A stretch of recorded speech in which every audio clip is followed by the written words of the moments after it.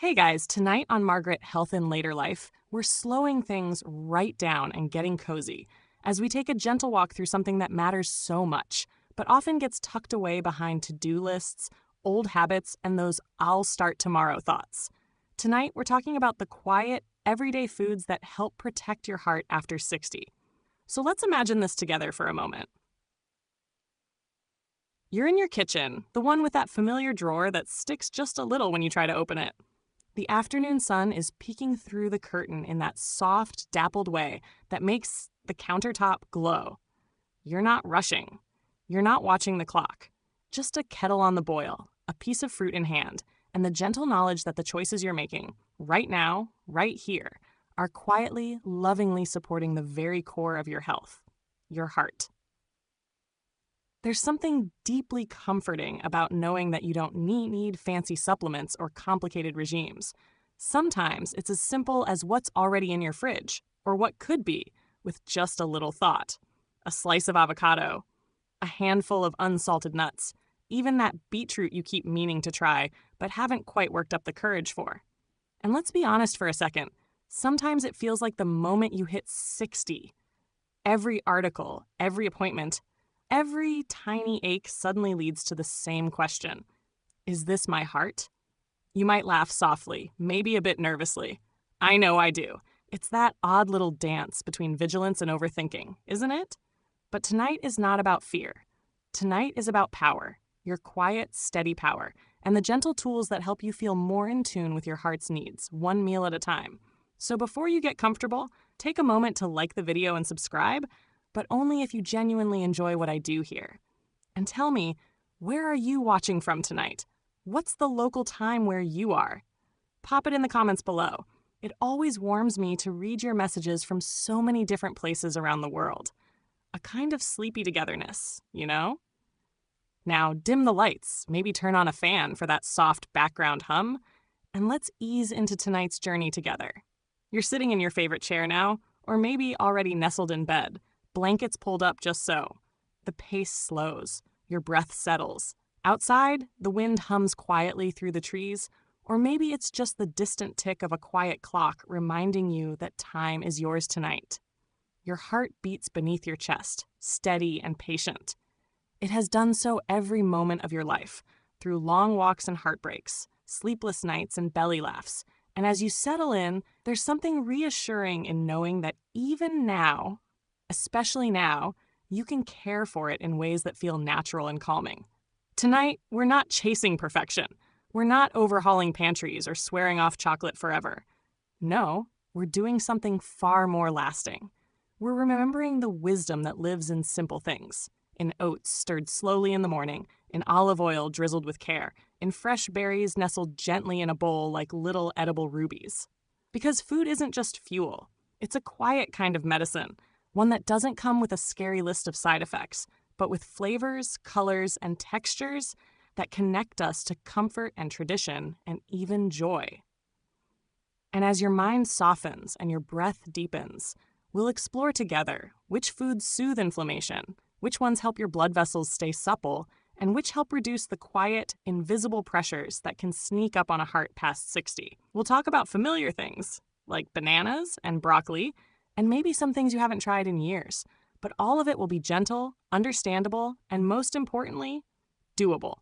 So as your shoulders relax and the world outside fades to a hush, just know this.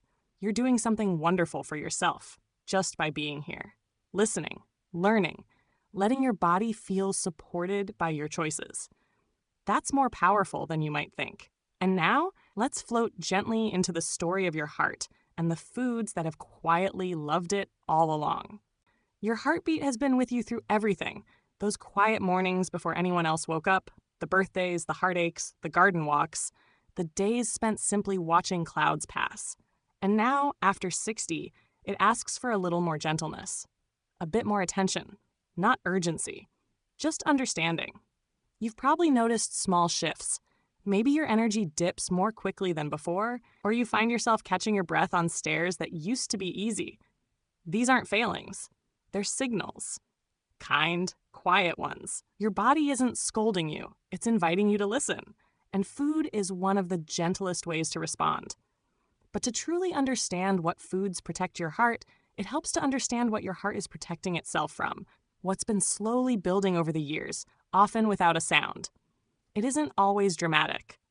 Heart disease doesn't usually shout, it whispers. And the whispers start long before you feel anything.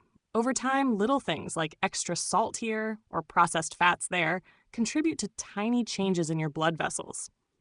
Your arteries, once flexible like soft garden hoses, can slowly become stiffer, narrower. It's called atherosclerosis. And it's more common after 60, not because of failure, but because life leaves traces. The foods we've loved for years, comforting, salty, buttery favorites, sometimes offer more pleasure than protection.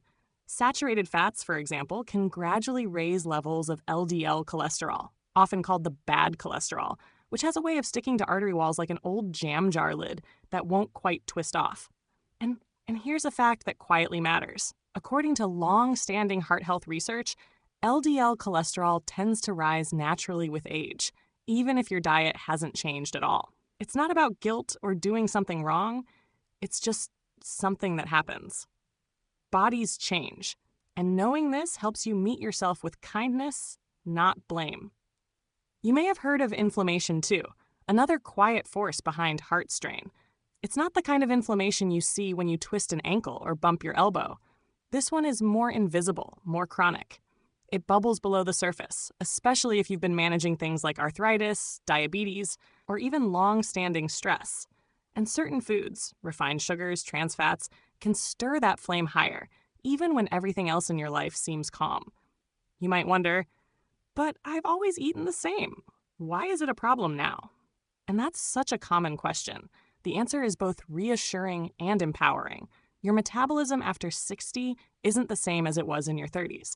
The body simply processes things more slowly. That can mean more time for harmful compounds to linger, more opportunity for sugar to cause small damage inside blood vessels, and more of a challenge for your liver to clear out excess cholesterol. Even salt, something so familiar, can quietly affect blood pressure as we age. The kidneys, like most organs, become a little less efficient over time. This means that the same amount of salt you once had without a second thought might now gently nudge your blood pressure upwards, even if you don't feel a thing. But that's not the whole picture, not even close. Because the causes of heart strain aren't only about food, they're also about movement, or the lack of it. They're about sleep patterns that shift over time, and emotional landscapes that widen. Loneliness, for instance, can elevate certain stress hormones that tighten your blood vessels in subtle ways. Grief, too, whether from the loss of a friend, a pet, or just the sense of life changing, has its own imprint on your cardiovascular rhythm. Even digestion slows down just a little, meaning food stays in the body longer, affecting blood sugar and blood fat levels. It doesn't mean your body is failing. It means it's adapting, and you're allowed to adapt with it. So, if your favorite breakfast has always been buttered toast and jam, or your comfort food a plate of creamy pasta, it's okay to feel hesitant. Change doesn't have to be abrupt. There's no need to throw everything out. Instead, think of it like a gentle remix, a softer version of the songs you already love. And here's something not everyone realizes. After 60, your body becomes more sensitive not just to unhealthy foods, but also to the benefits of healthy ones. That's right. Adding in heart-supporting foods, those rich in fiber, antioxidants, and healthy fats, can have a stronger positive impact now than they might have had in earlier years. Your body is listening more closely, responding more readily. There's a quiet beauty in that. Think back to the times when someone you love made you a warm bowl of soup or sliced an apple just the way you like it. That small act was never just about hunger. It was a form of care, of presence. And that's what your food choices become now. Not a list of rules, but a practice of care. Of course, not all causes are within your control. Genetics play a part. Maybe someone in your family had a heart attack in their 50s or 60s. Maybe you're taking medications that affect your weight or your appetite or even how your heart beats. It's not about blaming yourself or anyone else. It's about meeting reality with gentleness. You might even ask yourself, is it too late to make a difference? That question too comes up often. And here's the truth. It's never too late. Your body, even now, is capable of responding to positive change. Arteries can become more flexible. Blood pressure can lower. Inflammation can calm. And it starts with what you choose next. Not tomorrow, not next week, but maybe your next grocery list, your next meal, the snack you prepare with a little extra care. And yes, habits are hard to shift, especially ones tied to memory or comfort. That salty soup your grandmother used to make, or the cheese toast you loved in your 20s, they hold more than flavor. They hold emotion. And no one's asking you to let that go. But what if we added new memories, new flavors, right beside them? What if a drizzle of olive oil over roasted vegetables became just as nostalgic? What if your new favorite comfort became a handful of walnuts, gently toasted, scattered over oatmeal?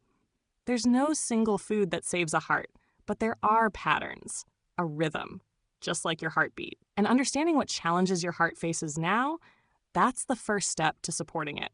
Because knowledge, especially when it's shared slowly, gently, and with compassion, becomes something more than information. It becomes action, the kind that feels good, sustainable, peaceful. You've taken a gentle step inward, acknowledging what might be pressing on your heart from within. And now, as your breathing steadies and your body sinks further into stillness, let's ease into something hopeful, something empowering. Let's talk about food, not as a rule book or a restriction, but as a comfort, as a friend. Because here's the quiet truth. The same kitchen you've always had, the same pantry, the same corner store down the street, all of these can become places of healing, little by little. You start with what's familiar, what you already like. No dramatic overhauls, just subtle shifts, because even the smallest forkful of something nourishing can ripple through your body in the kindest ways. Take oats, for example. A bowl of warm oatmeal in the morning is more than cozy. It's a shield. Oats contain something called beta-glucan, a type of soluble fiber that gently lowers LDL cholesterol. Think of it like a soft broom, quietly sweeping away what your arteries no longer need. And when you top that oatmeal with blueberries or sliced bananas, you're adding antioxidants. Tiny warriors that soothe inflammation and ease stress on the heart. They don't need to shout or sparkle. They just do their job gently, like a soft blanket tucked around you when the room turns cold. There's a comforting rhythm to heart-healthy eating. It isn't a fad or a strict program. It's a series of friendly, repeatable habits. Choosing whole grains instead of white bread, adding greens to your lunch, reaching for water with lemon instead of sugary soda. Your kitchen becomes a little orchestra, and you're the conductor, deciding the tempo, the balance. Nothing rigid, just harmony. Olive oil is another quiet hero. You drizzle it over steamed veggies or stir it into mashed sweet potatoes, and suddenly you're adding monounsaturated fats, those ones that help lower bad cholesterol while leaving the good kind untouched. And olive oil has polyphenols too, natural compounds that protect blood vessels like a soft, invisible balm. Think about salmon now. Grilled or baked gently with herbs and a squeeze of lemon. Rich in omega-3 fatty acids, it helps reduce triglycerides and can slow down the buildup of plaque inside arteries. Even canned salmon works. Or sardines, mackerel, those small fish that don't cost much but give so much. And what about the humble bean? Lentils, chickpeas, black beans. They might not sound exciting, but they're packed with fiber, protein, and minerals. They steady blood sugar, support digestion, and leave you feeling full in the gentlest way. Add them to soup, toss them in a salad, or blend them into a creamy hummus with garlic and lemon. You're not eating to avoid disease. You're eating to feel good, to sleep better, to walk longer, to smile more easily, and sometimes to simply make it through a day with a little more energy and a little less ache. There's something beautiful, too, about color on your plate. Deep greens from spinach, kale, or broccoli, rich purples from eggplant and blueberries, bright reds from tomatoes and strawberries. Each color tells a story. Each one brings its own blend of nutrients, working together to ease pressure on your heart. And if you're wondering whether flavor needs to disappear in this heart-friendly kitchen, let that worry melt, because flavor doesn't come from excess salt. It comes from roasted garlic, from toasted spices, from fresh herbs like basil, rosemary, or dill. A squeeze of lemon, a dash of turmeric, a hint of ginger, each one adds a layer, a memory, a smile. Let's not forget hydration either. Your blood needs fluid to flow easily. When you're even mildly dehydrated, your heart has to work harder to pump it. Water remains the simplest, most elegant solution. Herbal teas count too. And if plain water feels dull, add slices of cucumber, mint, or citrus. Suddenly, a glass becomes a moment of care. Of course, food alone isn't the only helper, but when paired with even light movement, a gentle walk, simple stretches in the living room, it becomes part of a daily rhythm that supports everything: sleep, digestion, mood. You might ask, what if I don't have the energy to cook every day? That's such a valid question. The solution lies in small things: prepping in batches, keeping heart-healthy snacks on hand like unsalted almonds, whole grain crackers, or low-sodium soups. Even frozen vegetables, quick to steam, rich in nutrients, are allies here. It's not about being perfect. It's about being kind to yourself. And if your appetite changes, which it often does with age, lean into lighter meals more often rather than forcing big ones. Yogurt with flax seeds, a smoothie with berries and oats, even a soft-boiled egg with whole grain toast. Small, nourishing bites, gentle on digestion, full of support. One often overlooked tip: dark chocolate, in moderation, can also be heart-friendly. Look for 70% cocoa or more. It's rich in flavonoids that may improve circulation. And let's be honest, it's also a little joy in the day, a pleasure worth keeping. And while we're being honest, let's talk about sodium. It's a sneaky guest, hidden in canned goods, processed meats, and restaurant meals. Try to become a quiet detective, reading labels, choosing low sodium when you can, rinsing canned beans and veggies before using them. It's not about fear, just mindfulness. If you enjoy meat, try choosing leaner cuts. Swap ground beef for ground turkey or plant-based blends now and then. Roast instead of frying. Use spices generously. It's the love you add to the process that makes the change feel like home. And if you're vegetarian or curious about being one a few days a week, embrace it. Studies have shown plant-based diets can reduce the risk of heart disease. Even a couple meatless days each week can make a difference. And here's a little gem not everyone knows. Potassium-rich foods like bananas, sweet potatoes, and avocados help balance sodium levels and support healthy blood pressure. It's not about removing, but rebalancing. Still wondering, what if I slip up? That's human. There's no perfect eater. One salty snack or skipped veggie doesn't erase your progress. What matters is the trend, the general tilt of your choices, the fact that you care, that you're listening. And when in doubt, fall back on this: whole, colorful, minimally processed foods. Things that don't need labels. Foods your grandmother would recognize. Ingredients that feel real beneath your hands. Remember the simple rhythm: fiber clears, healthy fats calm, color heals, water carries, herbs enhance. It's not about giving things up. It's about letting new things in. Things that help you feel lighter after eating, sleep more deeply at night, and walk with more ease in the morning. This isn't a diet, it's a practice, a daily act of tenderness, one that nourishes you quietly and completely. So tomorrow, maybe you'll stir cinnamon into your oats, or keep grapes in the fridge for a sweet snack, or swap out a processed lunch with a grain bowl you build with intention. Each choice is a note in the melody your heart has been waiting to hear. Your plate, your pantry, your power. You're still here, and that in itself is a soft kind of triumph. By now, your breathing has likely deepened. Your body softened into the cushions beneath you. The room feels quieter, still.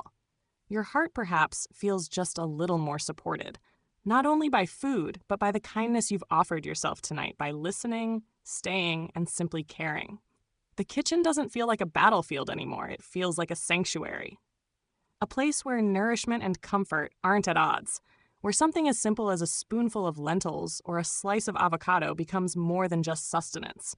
It becomes a gesture, a message, one that says, I still choose to take care of myself. And really, that's what all of this is about.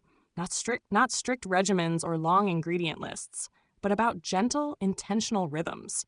A cup of warm tea in the morning, a splash of olive oil drizzled without measuring, a handful of nuts kept in a jar on the counter. These aren't grand gestures.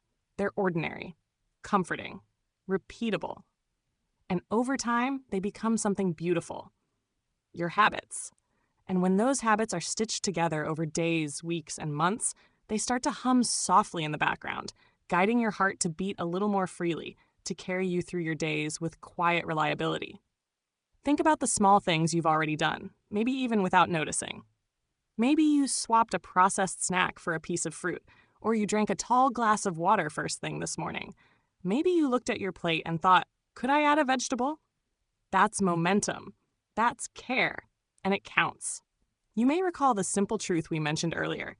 Food is not a punishment. It is a partner, one that wants to see you thrive, laugh more, sleep better, and wake with energy. And you don't have to do it all at once. This isn't a race. It's a quiet walk at your own pace, one step at a time. Maybe you'll even go back to that oatmeal you enjoyed as a child. Or you'll try dark chocolate again, not as a guilty pleasure, but as something purposeful and celebratory. A little square of heart-supporting joy. And if you forget some days, that's okay. Your body is forgiving.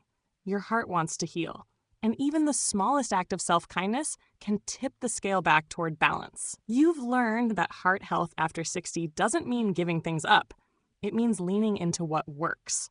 Choosing foods that whisper support instead of shout restrictions. And maybe now, the next time you hear the word heart, you won't just think of stress or disease or fear. Maybe you'll think of your own quiet resilience, the way you nourish yourself, the way you pause and choose better, not because you have to, but because you deserve to. So now, let your body rest fully. Your kitchen will still be there in the morning, your favorite mug, that tin of cinnamon, the sound of a pan warming slowly. These things wait for you, and they're ready when you are. No rush, no pressure, just breath and a slow exhale. You've done enough for tonight. Let your chest rise and fall like gentle waves on a lake. You are safe. You are healing. And you are loved. Sleep well, friend.